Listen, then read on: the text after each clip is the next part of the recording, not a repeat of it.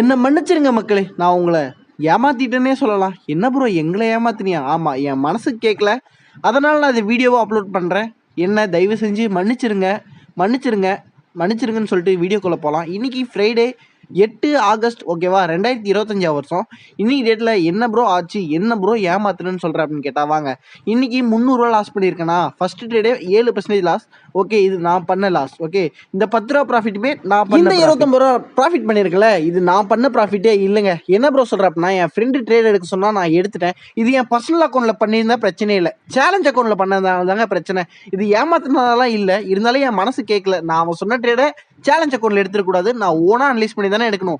இதுதான் உங்களை ஏமாத்துற மாதிரி ஃபீல் பண்ணிட்டேன். ஓகே, ஈக்விட்டிலுமே எனக்கு இன்னைக்கு நல்லா தான் ப்ராஃபிட் வந்திருக்கு. என் மனசு கேட்கல. அதனால நான் நீங்க என்ன சொல்றீங்கன்னு பார்த்து நான் திரும்பவும் சேலஞ்ச் பண்ணிக்கலாம் அப்படின்னு இருக்கேன். அதனால இருந்த காசெல்லாம் நான் வித்ரா போட்டேங்க. 4300 இருந்துச்சு ஓகேவா? 5000 நான் 4300 இது பண்ணிட்டேன். நீங்க கமெண்ட்ல சொல்லுங்க. திரும்பவும் நான் சேலஞ்சு கண்டினியூ பண்ணுமா, இல்லை புதுசா கூட ஆரம்பிக்கலாம்?